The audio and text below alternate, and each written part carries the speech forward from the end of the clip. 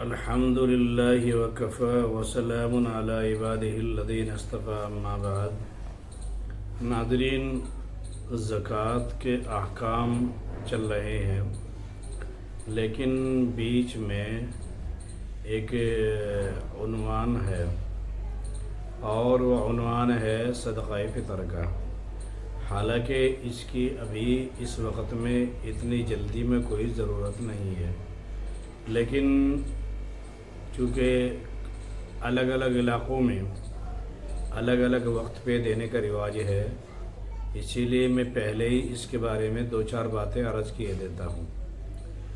جبکہ اس کے صحیح وجوب کا جو وقت ہے، یعنی صدقہ فطر جو واجب ہوتا ہے، اس کا صحیح جو وقت ہے وہ عید الفطر کا دن ہی ہے، اسی لیے اس کے ساتھ فطر بھی لگا ہوا ہے، یعنی یہ عید کا فطرہ ہے۔ اللہ تبارک و تعالیٰ نے مسلمانوں کو عید جو خوشی کا ایک موقع فراہم کیا ہے، عبادت کے بعد ایک اہم ترین عبادت رمضان مبارک برکتوں والا مہینہ گزرا، اور اس کے شکریہ کی ادائیگی میں اللہ تبارک و تعالیٰ نے یہ عید کا موقع خوشی کا فراہم کیا۔ تو اس عید کے موقع پر اللہ تبارک و تعالیٰ یہ چاہتے ہیں کہ جہاں مالدار اپنے بچوں کے ساتھ ہزار روپے کے کپڑے اور یہ اسی طرح سے گھر والے کے مہنگے مہنگے کپڑوں میں ملبوس ان کو چمکتا دمکتا دیکھ رہا ہے، اور گھر میں ہزار طرح کی نعمتیں یہ اپنے لیے دسترخوان پر سجانے کی کوششیں کر رہا ہے۔ اللہ تبارک و تعالیٰ کے کچھ نیک بندے ایسے بھی ہیں جو اس وقت میں محتاجی اور بے بسی میں ان کے بچے بھی ان کے گھر والوں کے اپنے والدین کے چہروں کو تک رہے ہوتے ہیں۔ جب وہ بچوں کو اچھے اچھے کپڑوں میں ملبوس دیکھتے ہیں، نئے نئے کپڑوں میں ملبوس دیکھتے ہیں، تو وہ منہ بسورتے ہوئے والدین کے پاس پہنچتے ہیں اور اچھے کپڑے ہونے کی ضد کرتے ہیں، لیکن والدین ہزار اپنے بچوں کے شوق پورے کرنے کی تمنائیں رکھنے کے باوجود بھی پیسے نہ ہونے کی وجہ سے مجبور ہوتے ہیں۔ تو یہ اللہ تبارک و تعالیٰ کی ذات کریمہ کو گوارا نہ ہوا کہ اتنا تفاوت میرے بندوں کے اندر رہے کہ کچھ لوگ تو بہت خوشی کے ساتھ اپنے دسترخوان پر 20 چیزیں سجائیں، گھر والے کا 10,000 کا جوڑا 5,000 کا جوڑا گھر والے کو پہنائیں، اور بچے چھوٹے چھوٹے سے بچے ان کے ہزار روپے کے فراق یا کپڑے ریڈی میڈ کپڑے پہن رہے ہوں ایک بچہ، لیکن دوسرا برابر والا عید کے دن بھی اس کے اوپر 5 پیوند 4 پیوند لگے ہوئے ہوں۔ یہ اللہ تبارک و تعالیٰ کی ذات کریمہ کو گوارا نہ ہوا، اور اسی لیے اللہ تبارک و تعالیٰ نے یہ صدقہ فطر رکھا ہے۔ ناظرین، یہ صدقہ فطر جیسے میں نے عرض کیا عید کے دن واجب ہوتا ہے۔ جیسے ہی عید کی صبح صادق ہوتی ہے اور فجر کا وقت اسٹارٹ ہوتا ہے، طلوع فجر، اس وقت میں یہ واجب ہوتا ہے۔ تو ناظرین، اسی لیے جہاں تک تعلق ہے اس کی ادائیگی کا پہلے، تو اس کا یہ بات یاد رکھے یہ کہ پہلے واجب نہیں ہے۔ البتہ فقہاء کے اندر اختلاف یہ ہے کہ اگر اس کو رمضان کے اندر ادا کر دیا جائے تو رمضان کے اندر تو ادائیگی اس کی بہتر بتائی ہے کہ رمضان کے اندر ادا کر دی جائے کوئی سے بھی عشرے میں تو ادا تو ہو جائے گا، لیکن واجب ہوتا ہے یہ عید والے دن ہی۔ اور اسی لیے فقہاء نے کتابوں کے اندر مسئلہ لکھا ہے کہ اگر کوئی بچہ عید کے دن سے پہلے کوئی بڑا گزر گیا یا کسی کا مال چلا گیا تو اس کے اوپر صدقہ فطر واجب نہیں ہوتا طلوع فجر سے پہلے۔ اور اگر کوئی بچہ پیدا ہوا طلوع فجر کے بعد اور یہ کسی کو مال مل گیا یا کوئی غیر مسلمان ہو گیا تو اس کے اوپر صدقہ فطر واجب ہو جاتا ہے۔ تو اسی لیے اس میں دو باتیں ہیں۔ نمبر 1 یہ کہ صدقہ فطر کے وجوب کا وقت کیا ہے، نمبر 2 یہ کہ صدقہ فطر واجب کس کے اوپر ہوتا ہے۔ جہاں تک تعلق ہے صدقہ فطر کے وجوب کا، یہ فرض نہیں ہے، واجب ہے۔ یہ تو میں عرض کر چکا کہ عید کے دن طلوع فجر کے بعد واجب ہوتا ہے۔ باقی اگر کوئی پہلے بھی دے دیتا ہے، جیسے دوسرے عشرے میں تیسرے عشرے میں، آدمی یہ سمجھ کر کے دے دے، بھائی جو غریب آدمی ہے اسے پیسے دے دیں گے، وہ اپنی ضروریات پوری کرے گا، تو یہ بھی جائز ہے، اس میں کچھ نقصان نہیں ہے۔ اب دوسرا مسئلہ رہ جاتا ہے کہ صدقہ فطر واجب کن لوگوں پر ہے؟ جن کے پاس حاجت اصلیہ یعنی ضرورت سے زائد سامان موجود ہے، جس زکوٰۃ میں ہوتا ہے۔ یہاں پر بھی فرق اتنا ہے کہ وہاں نصاب کی قیمت پہنچنے کے بعد بھی سال کا گزرنا ضروری ہوتا ہے، یہاں سال کا گزرنا ضروری نہیں ہے، بلکہ یہاں بندے کے پاس اگر ضرورت اصلیہ سے زائد مال ہے تو اس کے اوپر صدقہ فطر واجب ہو جاتا ہے۔ اور آج کل ہمارے زمانے میں جو ڈیلی کمانے والا بندہ ہے، جو 1500 ویسے بھی کما رہا ہے، مہینے میں 30,000 وہ کما رہا ہے، 36-40,000 پہ زکوٰۃ واجب ہو رہی ہے، تو ایسا بندہ بھی اگر صدقہ فطر دے گا تو اللہ تبارک و تعالیٰ، جو زکوٰۃ کا نصاب جس کے پاس نہیں ہے، تو اللہ تبارک و تعالیٰ اسے بہترین بدلہ عطا فرمائیں گے۔ اور ایک حدیث ناظرین میرے یاد آئی کہ اللہ تبارک و تعالیٰ نے صدقہ فطر یہ اس لیے رکھا ہے، اس لیے بھی رکھا ہے، ایک تو غریبوں کی ضرورت تو ہے ہی، اس لیے بھی رکھا ہے کہ بندوں کے روزوں کے اندر جو کوتاہی، کمی، اخلاص کے اعتبار سے، چونکہ میں نے پہلے بھی ذکر کیا تھا کسی موقع پر کہ ایک عمل کی کوالٹی ہوتی ہے، ایک کوانٹیٹی ہوتی ہے، تو جو خشوع، خضوع، اخلاص اعمال کے اندر ہونا چاہیے، اس میں اگر کوتاہی رہ جائے تو اس کے لیے بھی رکھا گیا ہے کہ اللہ تبارک و تعالیٰ صدقہ فطر سے اس کوتاہیوں کو دور فرما دیتے ہیں۔ کوتاہی رہ گئے تو اللہ تبارک و تعالیٰ چشم پوشی کر کے درگزر کر دیتے ہیں کہ میرے بندے نے صدقہ فطر دیا ہے، صدقہ فطر کی وجہ سے وہ کوتاہیاں معاف ہو جاتی ہیں۔ اگر خشوع خضوع کے اندر کمی رہی ہے، باقی بندے نے روزہ رکھا ہے۔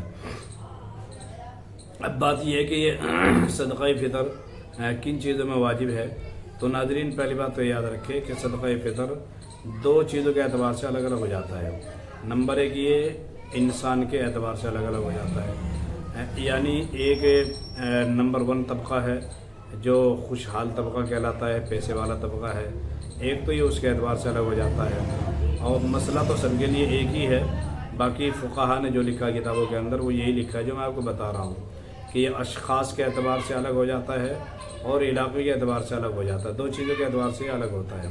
مثلا جو میڈیم طبقے کا آدمی ہے، وہی کمانا وہی کھانا، اور وہ جس درجے کے گیہوں کھا رہا ہے، کم درجے والے کھا رہا ہے، تو اس سے شریعت یہ حکم نہیں دیتی کہ تو ہائی لیول کا نکال کے دے، بلکہ اس کے لیے وہی دینا واجب ہوتا ہے۔ ایک بندہ ہوا جو گھر میں بہت مہنگے والا آٹا کھا رہا ہے، مہنگے والے گیہوں کھا رہا ہے، اس کے لیے لازم ہے کہ جیسے وہ اپنے لیے اچھا کھا رہا ہے، وہ دوسروں کو بھی جانا اسی طرح اچھا دے۔ چنانچہ ایک تو فرق ہوا ہی ہے۔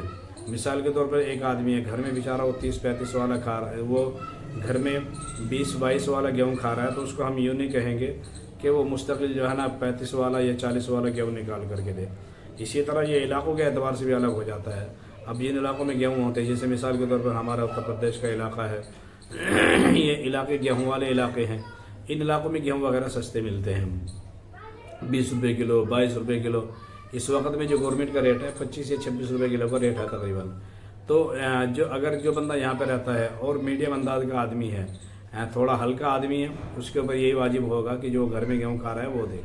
ایک بندہ ہے وہ رہنے والا یہیں کا ہے مگر خوشحال ہے اور اچھی چیزیں کھا رہا ہے، الحمدللہ مہنگی والی چیزیں کھا رہا ہے، آٹا لا رہا ہے ریڈی میڈ اچھے والا، تو اس کے اوپر لازم ہوگا کہ وہ صرف گیہوں سے نہ دے، بلکہ اور ہے، کشمش ہے، اور اسی طرح چھوارا ہے، منقع ہے، ان سے جو ہے نا مستقل یہ نکال کر کے دے دے۔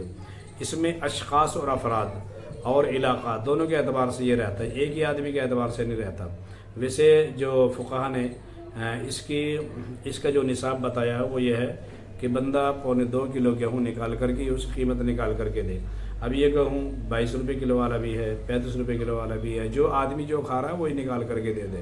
اسی طرح سے چاول کا کوئی نصاب متعین نہیں ہے، بہت سے علاقوں میں، ساؤتھ کے علاقوں میں زیادہ تر چاول ہی کھائے جاتے ہیں، چاول کا کوئی نصاب متعین نہیں ہے۔ کم سے کم درجہ یہ کہ جو اتنی قیمت کو پہنچ جائے جس میں 2 کلو گیہوں آ جاتے ہوں، اور وہ بھی ان علاقوں کے اعتبار سے، یہاں کے حساب سے نہیں، کیونکہ یہاں تو گیہوں سستا ہے اور وہاں آٹا ہی 40 روپے کلو ملتا ہے آپ کو، آشیرواد کا آٹا، دوسری کمپنیوں کا آٹا کمپنیاں آتی ہیں، ان کا آٹا ہی آپ کو 40 روپے کلو مل رہا ہوتا ہے، گیہوں 35 ہے، وہاں پہ پسوانے کا 10 روپے یا 15 روپے کلو لگتا ہے، تو آٹا جا کے مہنگا بیٹھ جاتا ہے، تو ان لوگوں کے حساب سے الگ ہوگا۔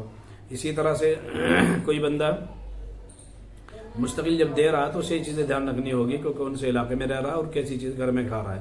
یحب الاخی ما یحب لنفسہ، یہ حدیث ہے کہ جو آدمی اپنے لیے پسند کر رہا ہے وہی اپنے بھائی کے لیے پسند کرے، ایسا نہ کرے کہ مری مرغی اللہ کے نام ہے۔ اب ہمارے علاقے کے اعتبار سے مثال کے طور پر گیہوں کا ریٹ 24 بھی ہے، 25 بھی ہے، 26 بھی ہے، تو ہمارے یہاں کے حساب سے مثلاً فطرے کی قیمت 40 روپے بیٹھے گی، آٹے کی 52 روپے بیٹھے گی، لیکن جن علاقوں میں آٹا بکتا ہی 40 روپے کلو ہے، وہاں پہ اگر آپ 52 روپے دینے لگے، چونکہ وہاں تو آٹا 52 ہے نہیں، تو 40 روپے کلو تو آٹا ہی ہے وہاں پہ، تو 80 روپے کلو اور یہ 75 روپے کلو بیٹھے گا۔